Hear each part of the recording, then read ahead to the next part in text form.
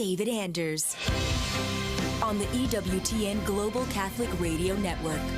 Hey everybody, welcome again to Call to Communion here on EWTN. It's the program for our non-Catholic brothers and sisters. Those of you could be anything from Buddhist to Baptist, or maybe no religion at all, but you've got a question or two about the Catholic faith, and that is why this program exists. Here's our phone number, 833-288-EWTN, if you have a question about the Catholic faith, 833-288-EWTN. 3986. Outside North America, please dial 1 and then 205-271-2985. You can also text the letters EWTN to 58177. Wait for our response, which will be a real quick robo response. Once you receive that, then text us your first name and your brief question. Message and data rates may apply for some folks. You can also send us an email anytime you wish. The address for that, ctc@ewtn.com. All right, we have Pedro Quiles as our producer, Matt Gabinski as our phone screener. I believe Ace McKay handling social media today, or possibly Charles Berry. We'll have to look into that. I'm Tom Price, along with Dr. David Anders. Tom, how are you today? I'm well. How are you this Tuesday? Doing decent, thank you. Glad to hear that. This is kind of one of those evergreen questions that comes up from time to time. This is from Michael, who says, 1 Thessalonians chapter 4, verses 15 to 18, doesn't that explain the rapture? When the dead will rise first, and those alive will meet the Lord in the air before the beginning of the tribulation. Paul writes about it here and in other places in the New Testament. Catholics believe this is a later time invention, but Protestants believe it's true. I don't know what to believe. Please help. Thank you, Michael. Yeah, thanks. I really appreciate the question. So the Catholics, of course, believe in 1 Thessalonians 4, otherwise we would not have put it in the Bible, right? But what 1 Thessalonians 4 says is that when Christ returns, those who are still alive will be caught up to meet him in the air and be with the Lord forever. That is not what the rapture doctrine teaches at all. Catholics don't dispute the fact that believers will be caught up in the air.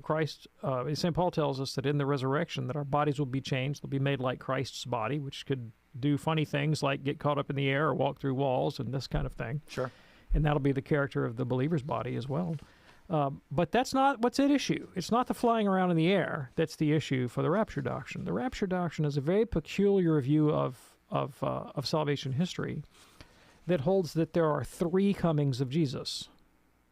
Now, our position is that the Bible only knows two comings of Jesus.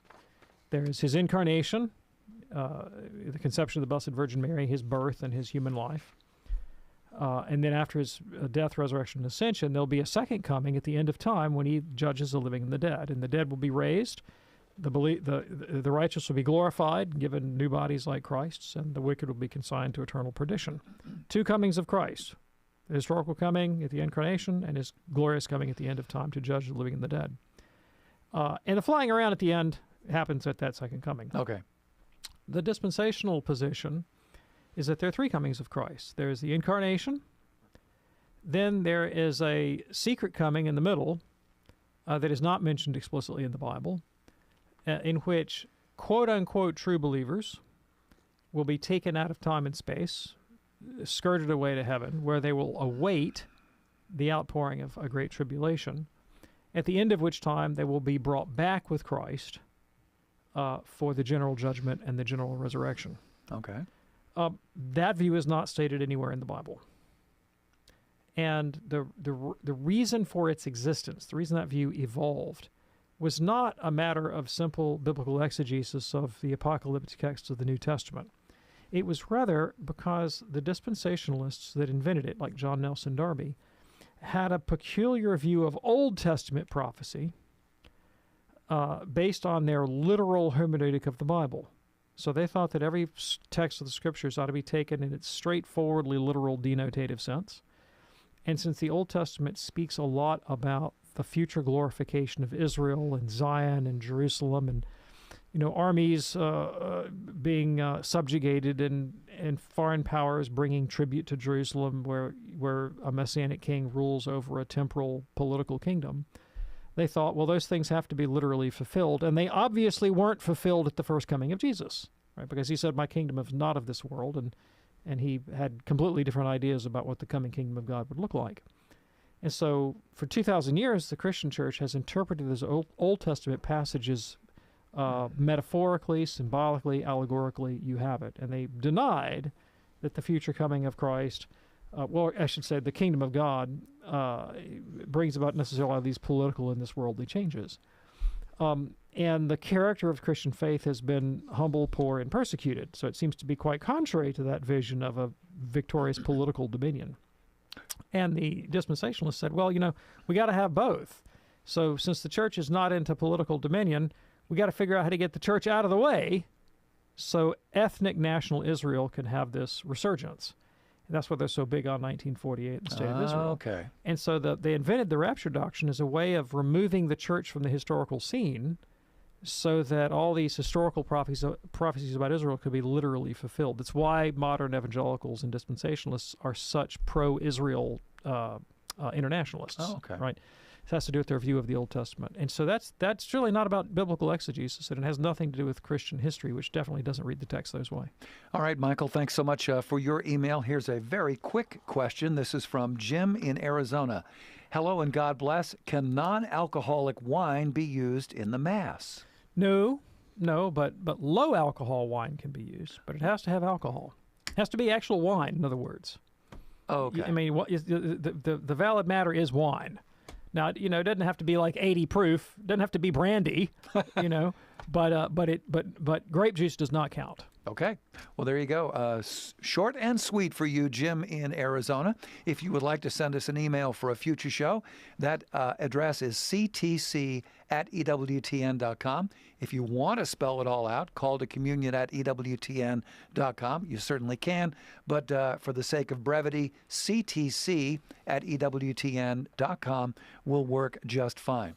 Hey, we're going to get to the phones in just a second here, and lines are wide open just for you.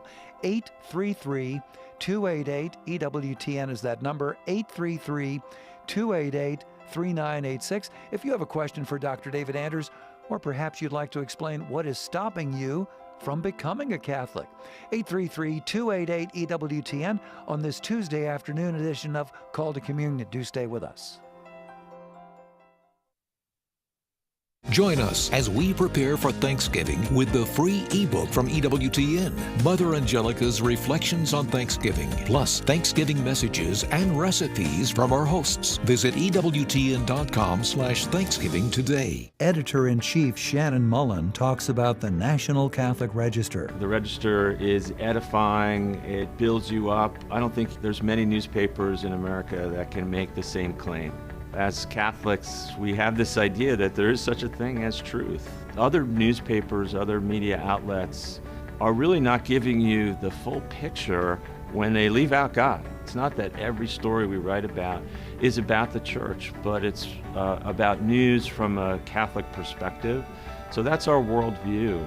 Get the National Catholic Register for the very special price of $1.25 an issue. Order online at ncregister.com/radio or call 800-421-3230. Subscribe today to receive the best features, commentaries, and news reporting available, delivered right to your mailbox. The National Catholic Register. Read faithfully. This is Father Wade Menezes of the Fathers of Mercy. I'm here to take your calls on Faith, Family, and Fellowship on Open Line Tuesday, this afternoon, 3 Eastern on EWTN Radio. Helping build strong Catholic families. This is EWTN Radio.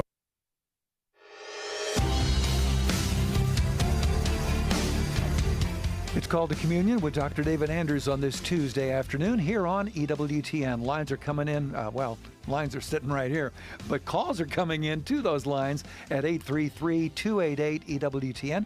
You're welcome to join in if you've got a question for Dr. David Anders. 833-288-3986. How did EWTN get started? Well, it got started by the television network, by providing quality programming faithful to the teachings of the Catholic Church. EWTN has been and is and will always be television that viewers can trust. Whether it's films or documentaries, news coverage, lively discussion shows, or kids programs, we highlight the truth that is the eternal Word. For a complete schedule of EWTN television programs, visit EWTN.com and click television. I was watching EWTN television a couple of days ago, and they were airing the program Saints versus Scoundrels. I don't know if you've seen that, but with this particular episode was St. Thomas More versus Henry VIII, and they were playing chess. And the writing in it and the performance was just absolutely fantastic. It sounded like it was, Thomas More. It sounded like the words of Henry VIII. It was just absolutely fantastic. Where else are you going to see that but on EWTN? If you're ready now, let's go to the phones at 833-288-EWTN. Let's go to Emily, a first-time caller in North Dakota, listening on the great Real Presence Radio. Hey there, Emily. What's on your mind today? Hi. I am Catholic, but I had a question from a non-Catholic that I didn't know how to answer. Okay.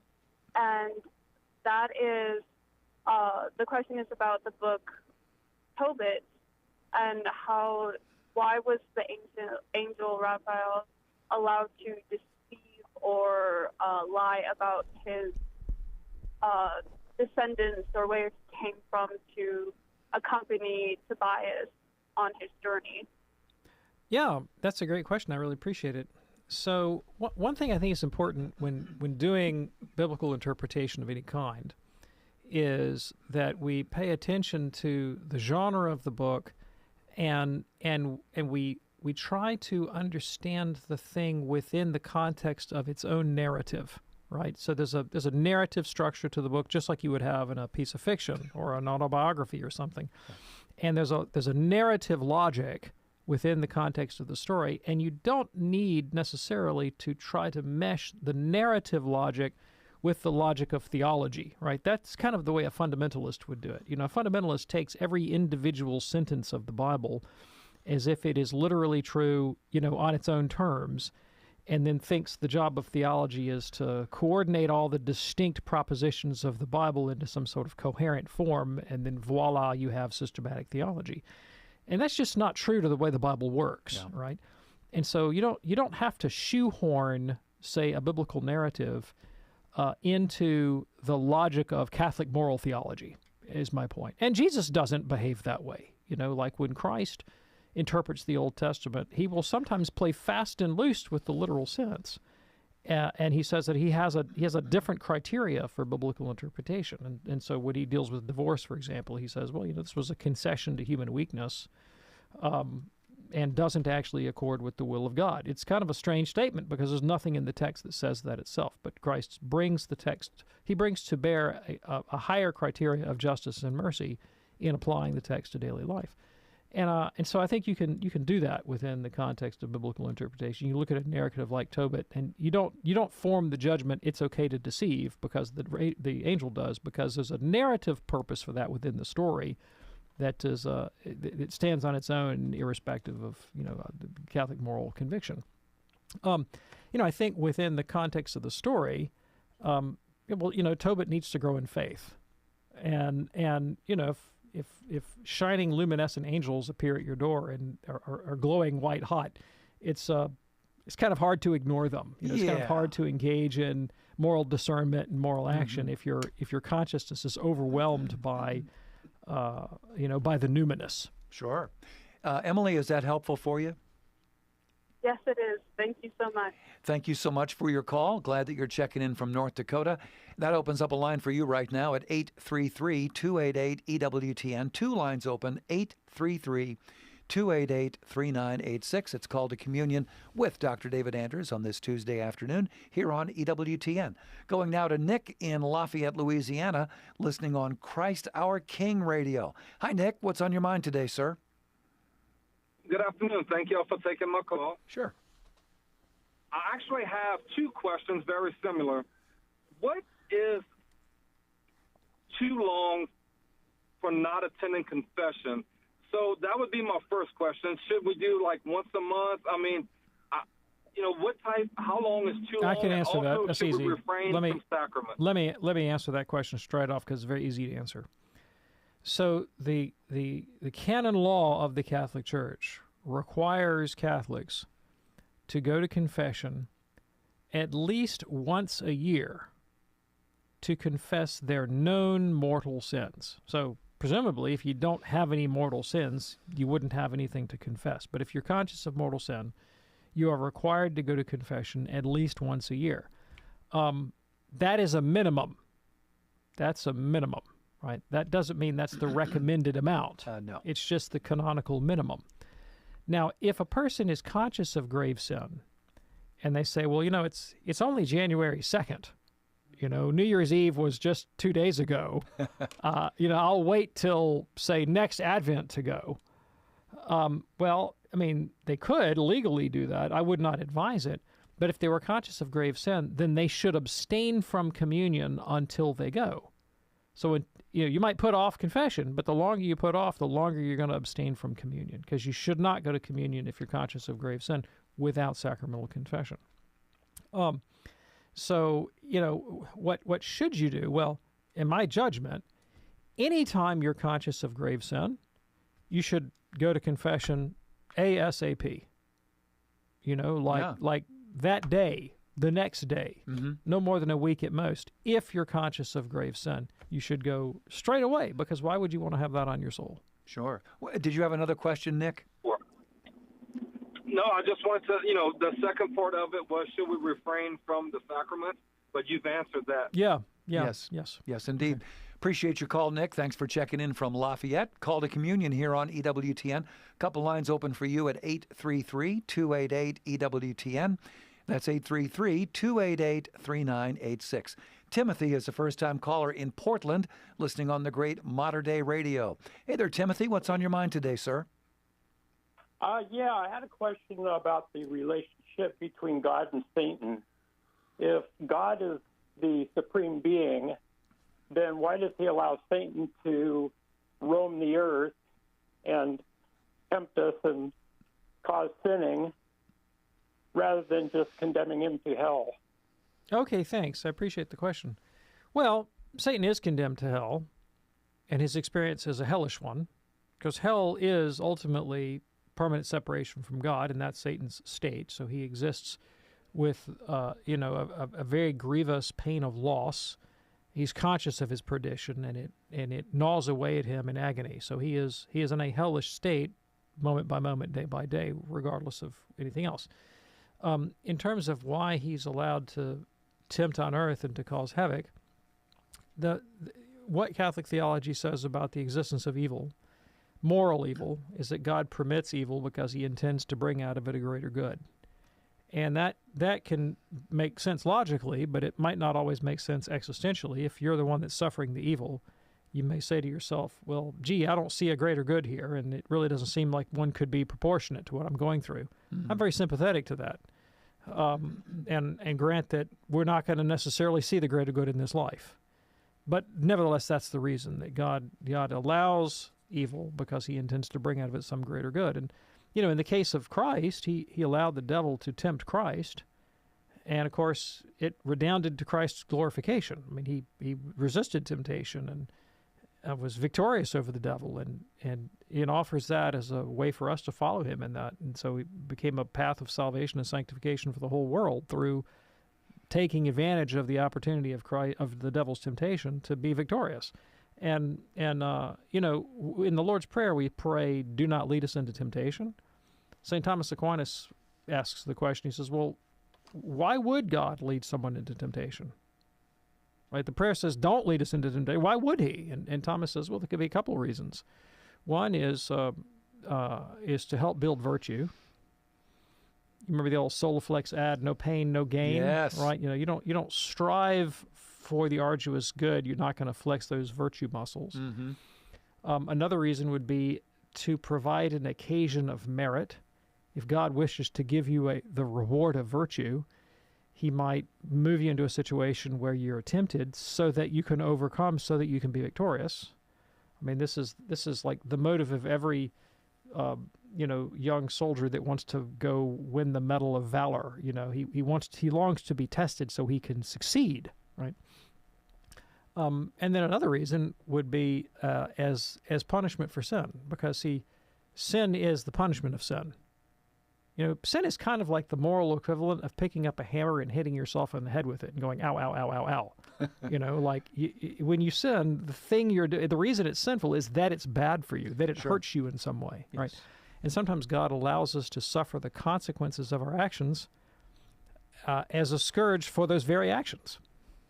Appreciate your call there, Timothy. It's Called to Communion here on EWTN. A couple lines open for you right now. It's not too late to call. 833-288-EWTN if you have a question for Dr. David Anders. 833-288-3986. Chris is a first-time caller in Lubbock, listening on Sirius XM, Channel 130. Hi, Chris. What's on your mind today, sir? Chris in Lubbock, are you there? Why don't we put him, Pedro, put him on hold, if you would, please? And this gives me a great chance to ask a question with a new term, a term I had never seen before. This is from Jaime. Dr. Anders, I'm a new Catholic. I came into the church a year ago and have since discovered the Eastern churches in union with Rome. I like a lot about the liturgies, but I was wondering what you think of hesychasm. Yeah, thank you. Appreciate it. So hesychasm is an Eastern form of spirituality that owes a lot to the theology of St. Gregory Palamas. And in Eastern theology, well, here's something that Eastern and Western theology have in common. Okay, we don't see the essence of God. We don't see the essence of God. Remember, Moses goes up on the mountain, and God says, "You will see my back, but my face you will not see." Yep. We don't see the essence of God. We don't know the essence of God. How then do we experience God? And in Latin theology, Western Catholic theology, really we know God through His effects. That's how we know Him. The work of creation is an effect. We know Him as the cause of an effect. We know Him through salvation history. We know Him through the work of grace. And in Latin theology, grace is referred to as a participation in the divine nature in a created manner. So you're not dealing with the essence of God as such. You're dealing with a supernatural habit created in the soul that we call grace, hence a created manner. But you don't deal directly with the essence of God. Now the East, they don't like that formulation, because they say, well, if I'm dealing with grace in a created manner, or I'm dealing with effects, then it's not God I'm dealing with His effects. And I want to deal with God. I want to deal with God. I want to be in union with God. This is the way the Eastern theologian thinks. But I admit that we can't obtain the essence of God. So they have a different distinction.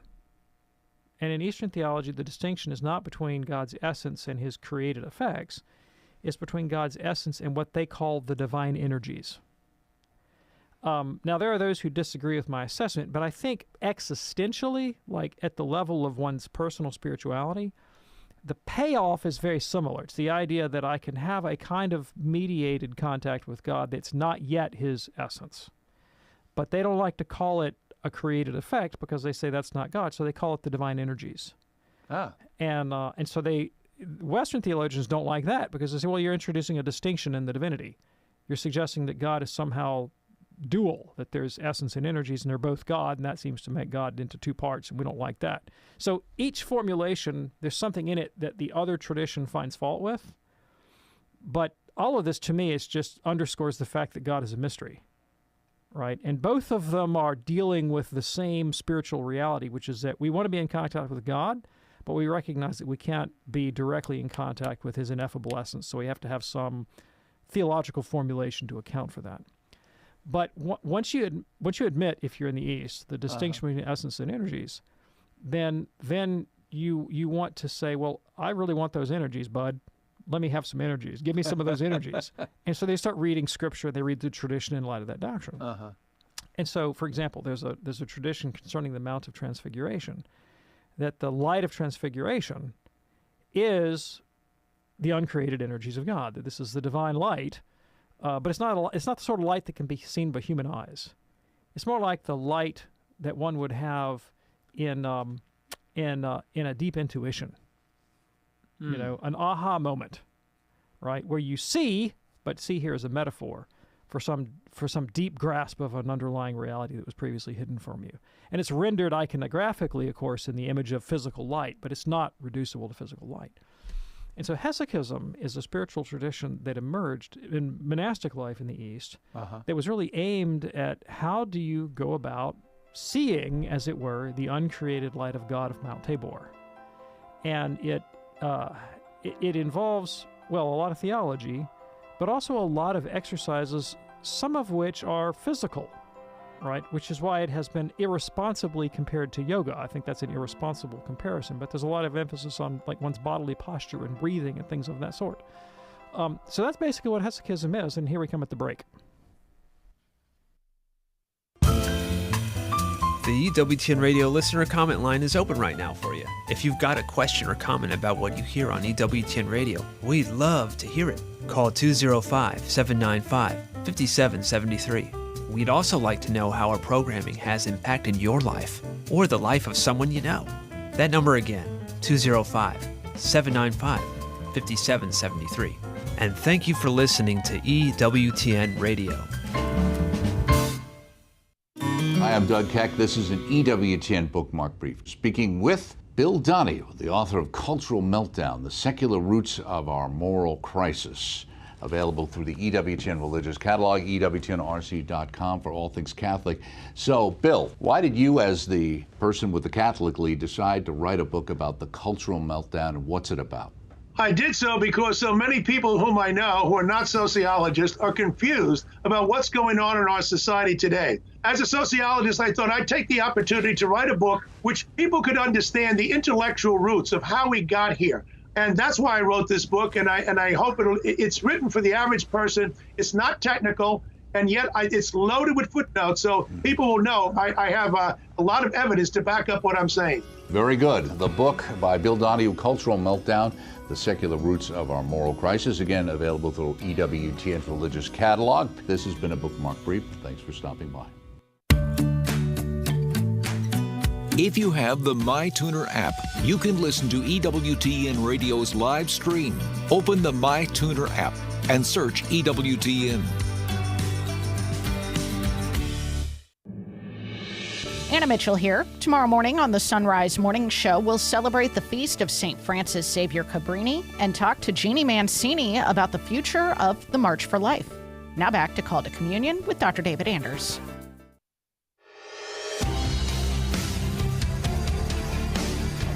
Thanks for joining us today for Call to Communion with Dr. David Anders here on EWTN. Not too late for you to call. This is an excellent time, or as the movie said, most excellent time, to call 833-288-EWTN. That's 833-288-3986. A little while ago, we got a call from Chris in Lubbock. There was a problem with the phone, but good news, Chris called back from Lubbock, listening to us on Sirius XM, Channel 130. Hey there, Chris. What's on your mind today, sir? Hey, thanks for having me back on. Dr. Anders, as a Catholic, how would you talk about legalism? Yeah, thanks. I appreciate the question. So I think the term legalism is ambiguous, and it can refer to at least two different things. On the one hand, legalism could refer to the doctrine that the law saves us, and so it's by obedience to law that a person is saved. The other view would be, I think, the way legalism is sometimes used more colloquially in modern English, and that is, sort of a nitpicky person who is out to find fault with every peccadillo.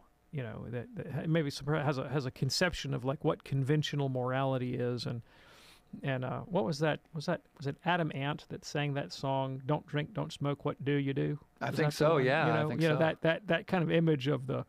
The church lady from Saturday Night Live or something. Yes, we like to quote Adam Ant here on Catholic Radio. Right. We do it all the time. Exactly. I'm just trying to get at the cultural meme there, Sure. So either one of those, I think, would be a concept that you could use to represent legalism, and from a Catholic point of view, they would both be wrong, right? St. Paul's letter to the Romans, in particular, is a critique of the first kind of legalism, when he says, look, if the law could bring righteousness, there would be no need for Christ, right? I mean, we just would have kept the law and it'd all be good. But chapter 7 of that epistle, he says, I got this problem, and that is in my mind. I agree with the law of God, but I can't actually do it. You know, and I sometimes use illustration on the air. Like I don't know that the Code of Alabama represents like the pinnacle of human jurisprudence. But it's got some good principles in it. I'm sure, like don't murder and things. If I just dropped the Code of Alabama on your head and said, "Here, go do that," would it make you righteous, holy, and good? No. Even if you could pull it off, it wouldn't have that effect, right?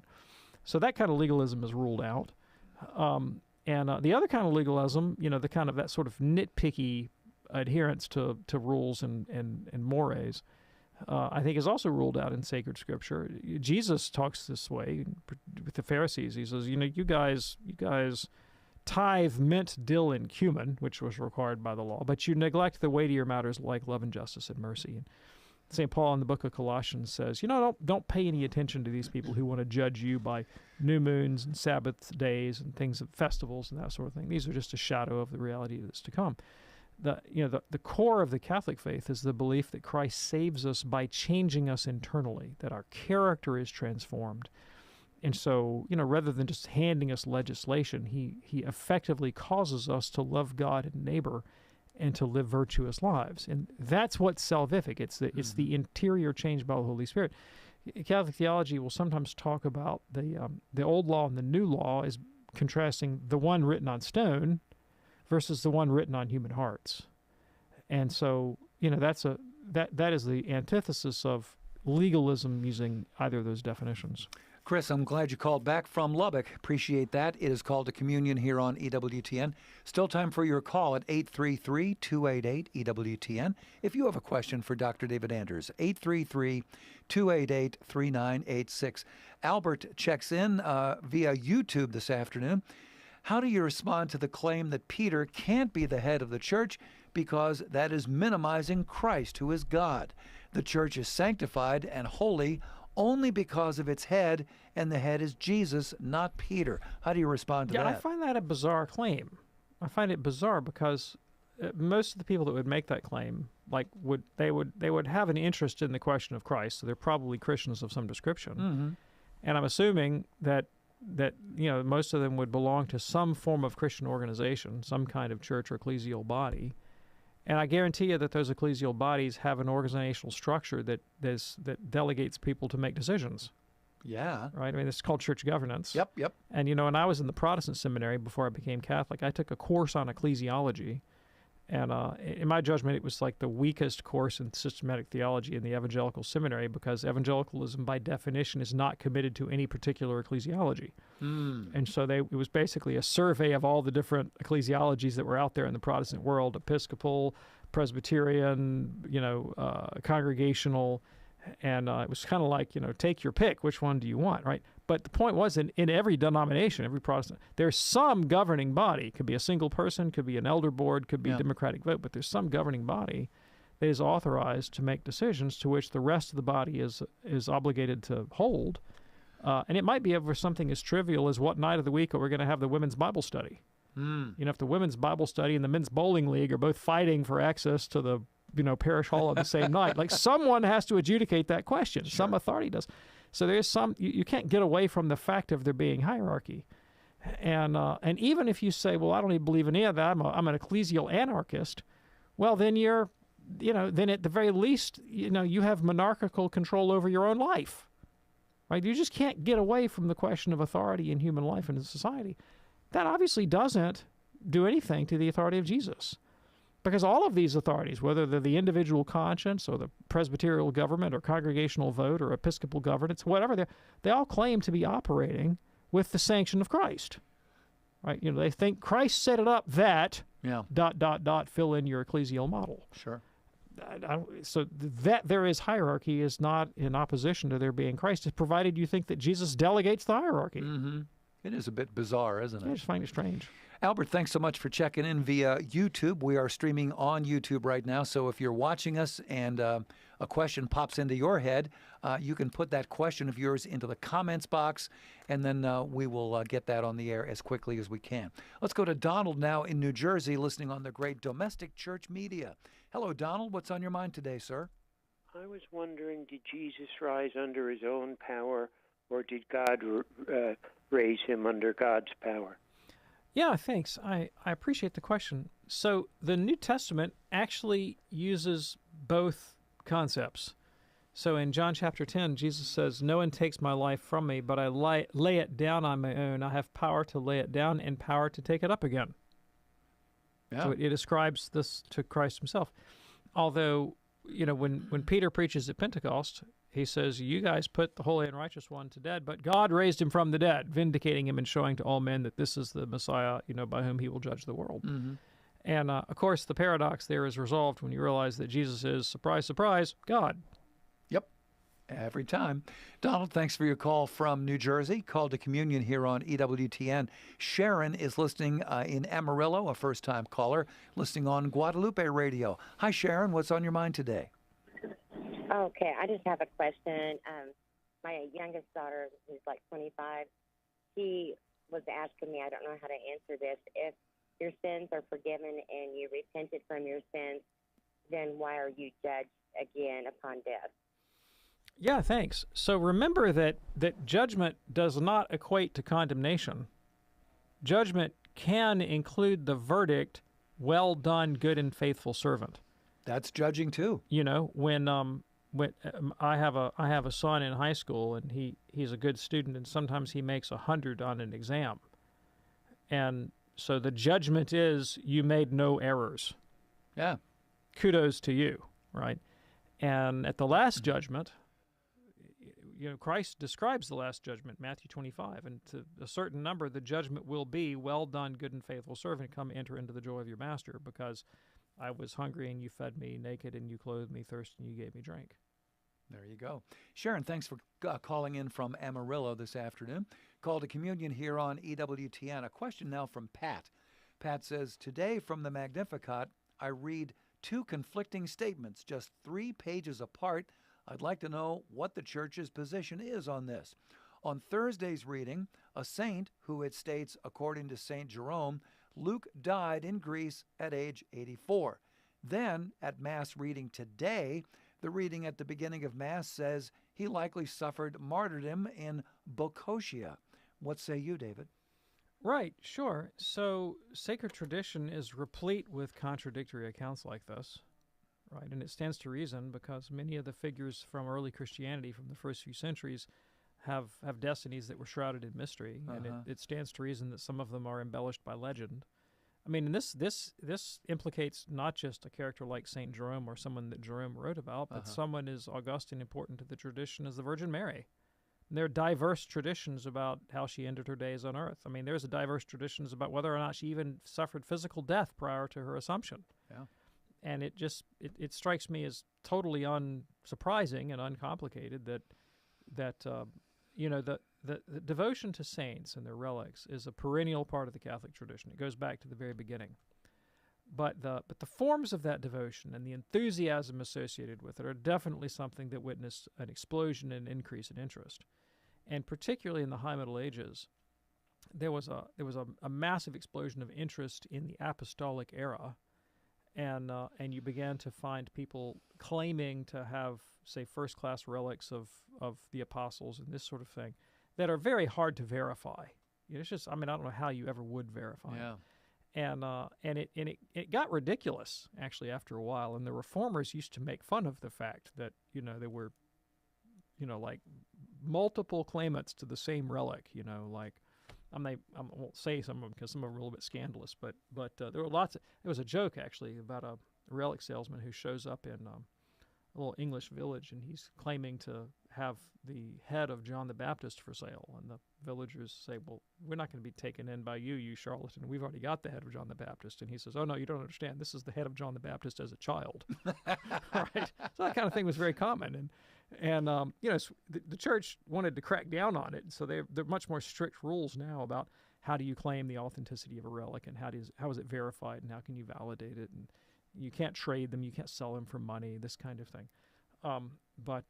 It's just, to me, it's unsurprising you would have competing accounts of how some saint ended his days when it's so far beyond historical recording. Pat, thanks so much for your email. By the way, did I get that right? Bocotia? I've never heard of Bocotia. Bocotia. You know, we'll call it a pass since I don't know either. I'll look that up. And tonight at 2 a.m., I'm going to call you, David. You better not. Call to communion here on EWTN. Not too late for your call, but it's getting a little toward the end of the program, so do call now if you've got a question for David. 833-288-EWTN. That's 833-288-3986. If you're up early in the morning, I just mentioned 4 a.m., well, we've got a great program for you if you are up early in the morning. Fathers Know Best. Drawing from the rich EWTN library, we bring you great retreat teachings, lectures, exclusive EWTN programs hosted by priests that you know and trust. You're going to hear Father Larry Richards, Father John Ricardo, Father Benedict Rochelle, and more each and every weekday morning at 4 Eastern Time on EWTN Radio. Got a call from Mary who says, "What do I say to an old woman that I know who said the only reason religion exists is so that people feel better about losing loved ones?" Yeah, I appreciate the question. So I think that's just manifestly false. As someone who has spent his life studying religions, and not just Christianity, I've studied the phenomenon of religion for my whole adult life. There are religions that don't posit an afterlife, right? So the many forms of Judaism don't posit an afterlife. A lot of contemporary Jews don't believe in afterlife. Even though they would be heretical from the Christian point of view, there are Christian mortalists, right, who believe that you die and that's all she wrote. Now, they're outside the mainstream, but there are still people like that exists. Many of the say the tribal religions of the ancient world, or the temple religions of the ancient Near East, either don't posit an afterlife or posit a fairly shadowy and unpleasant one that wouldn't make anybody feel better. Right? Ancient Greek religion, Babylonian religion, their view of Egyptian religion, their view of the next life was not particularly sanguine. And I think, again, for like ancient tribal fertility cults, the motive of religious practice was probably more to manipulate powers of nature to one's temporal advantage than it had to do with any conception of an afterlife. There are other religious traditions that posit some sort of ongoing existence, but view that as a kind of curse to be avoided rather than a boon to be sought. So, classically, Buddhism arose in a context of belief in the transmigration of souls that was seen to be a bad thing, a kind of torment, an endless wheel of suffering that continued, eon upon eon. And so the goal of Buddhist striving, Buddhist eschatology, was actually to extinguish the spark of individual existence and to attain nirvana, which is the great blowout of personal consciousness. It's not, it doesn't correspond in any way to a concept of ongoing personal identity. In fact, that concept is anathema in that tradition. Forms of non-dualistic Hinduism, like Advaita Vedanta, which also see the extinguishment of personality as kind of the goal of the whole thing, rather than a boon to be sought. So I think it's just historically false, on a wide scale false, that religions in general necessarily pursue the afterlife, or that that's their primary motive. And then even within the Christian schema, that's clearly not the way that that the New Testament or many of the saints of the Church have described their own religious striving. So, for St. Paul, for example, he makes it pretty clear that the goal of his religious striving wasn't so much the afterlife per se as it was victory over his own unruly passions. Right? Romans chapter 7, he lays out the human dilemma as being one of disordered passion and being at war with oneself. And it's peace from that internal conflict that seems to drive him. That was St. Augustine's motive. When he writes his great confessions, of course, Augustine, like St. Paul, was a person that was tormented by his own passions, his own irrationality, and he wanted to obtain truth more than he wanted immortality, and he wanted freedom from passion. And he wanted to be united to God because God was the source of all good, not because God was everlasting. God is everlasting, but that was sort of an adjunct to his desire to know the truth about himself in reality and to be reconciled to it. And if I think Augustine would have been satisfied if God had said, "Okay, Augustine, I'll give you what you ask for, but for this life only, and then you cease to exist," Augustine still would have been a Christian, right? Because it wasn't unending existence that motivated him. You see what I'm saying? Right. So I think that way of formulating the religious question is just factually wrong. It's just wrong to history, and it's wrong even to human psychology. There's a sociological definition of religion. I think it's credited to Clifford Geertz. I learned it from Robert Bella, that says religions are, I like this definition, are a set of beliefs and practices ordered to the sacred and forming a moral community. Wow. Right?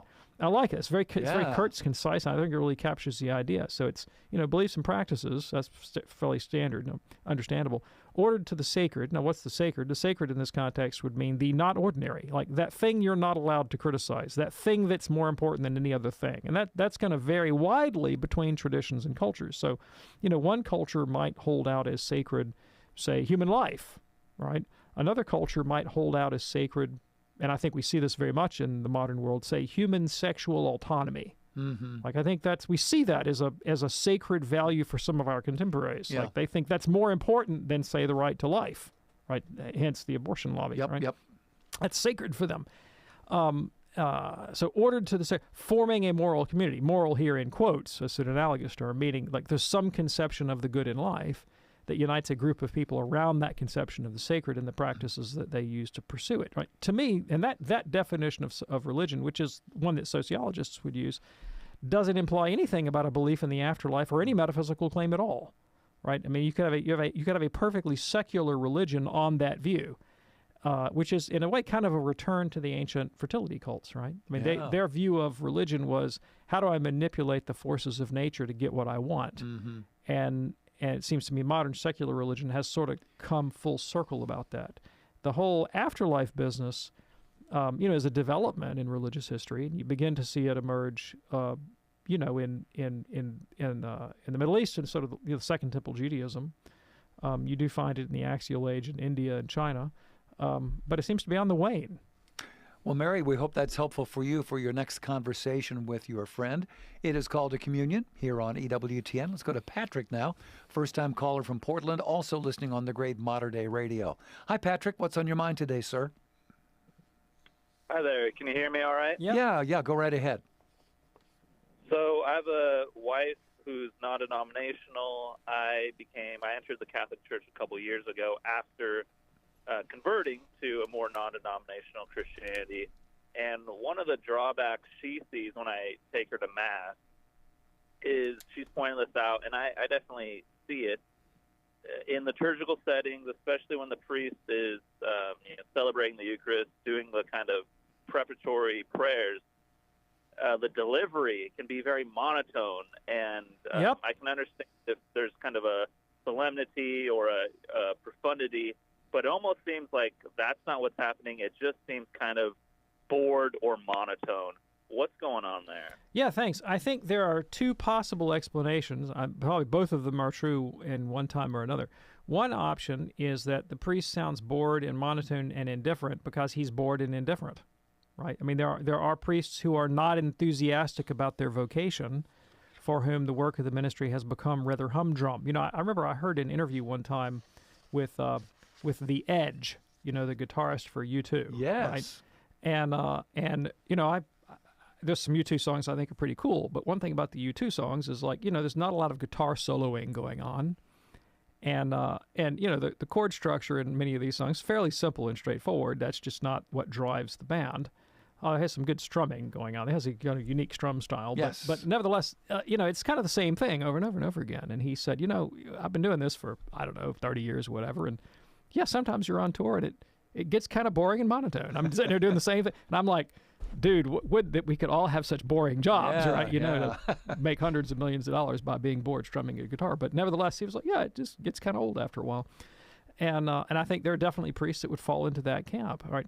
But here's, I think, what is more often the case, and this is really important to understand about the way the Catholic faith is structured organizationally and governmentally. If you are a Southern Baptist and you have a gift for public speaking and you're expressive and charismatic and you have faith, right? Yeah. There's a pretty good chance that somebody is going to tap you and say, brother, God has called you to the ministry. because you have a gift of getting up in a pulpit or behind a lectern and holding people's attention with the force of your personality, because that's just how you're put together. Yeah. Doesn't necessarily mean you have holiness, all right? But that's how you're going to get in the pulpit.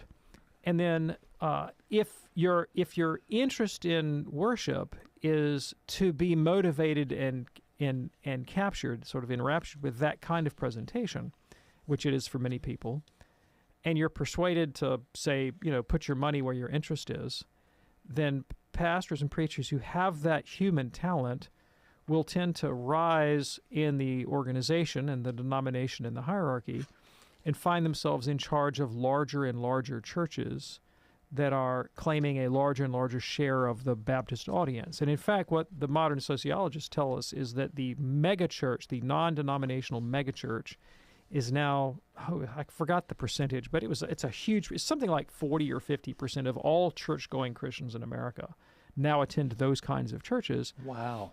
And it has to do with this, the appeal of that personal, charismatic personality, that draws them. And one thing that is absolutely true about the Catholic faith is that is not our model of vocation or our model of ecclesial advancement. Right. So when you do not have to be a good speaker or a charismatic individual to be accepted into the Catholic seminary. You don't. I mean, we have a list of ideal criteria, and then we have a list of minimum qualifications, right? Ideally, you would like somebody who's good in the pulpit. Well, sure. But minimally, as a Catholic, you want somebody who's orthodox, who's not obviously psychologically imbalanced, who has the ability to live a chaste and celibate life, these kinds of things, and who has, a desire to live the life of service and celebrate the sacraments. But you can do that and be a real stick in the mud, right? You can be a low affect curmudgeon Eeyore and meet those qualifications. Sometimes sainthood. Well, you'd like to shoot for sainthood, right? Yeah. Right? But lots of priests aren't saints. No. All right. But in other words, you can also have a saintly priest. You can have a very holy priest who is just a dud in the pulpit. Sure. And what I have found with those guys, and I know some of them, I'm friends with them, and I'm never going to tell them who they are because I don't want them to know that I think they're duds in the pulpit, right? Is that you get them out of the pulpit. You get them in interpersonal pastoral ministry. You get them in the confessional. You get them at the sickbed. And you're like, that's the greatest man I've ever seen in my life. Yeah. My family has a priest friend who never turns down an invitation to serve. You need him, he's there. Whatever it is, he's there. The man's holiness is powerful and intense in his desire to serve. Pulpit, not the thing, but doesn't mean he's not a fantastic priest. Absolutely. Patrick, we hope that's helpful for you. Thanks for checking in from Portland, Oregon this afternoon here on EWTN's Call to Communion. A rather fast-moving hour today on this Tuesday afternoon. Dr. David Anders, thank you, sir. Thank you, Tom. We do it right here on EWTN Radio Monday through Friday at 2 p.m. Eastern for our live broadcast. If you liked what you heard today, or maybe you'd like to hear something again, well, you can check out the podcast. Pedro will have it posted for you in the next hour or so at EWTN.com/radio. Look for the words Podcast Central. Click on that. You'll see all of our podcasts. Got almost 100 of them now, including this program that we produce and other programs that we don't produce from our partners all over the world. On behalf of our fantastic team here, I'm Tom Price along with Dr. David Anders. Thank you so much for joining us. See you tomorrow right here on EWTN's Call to Communion. Have a wonderful day and God bless.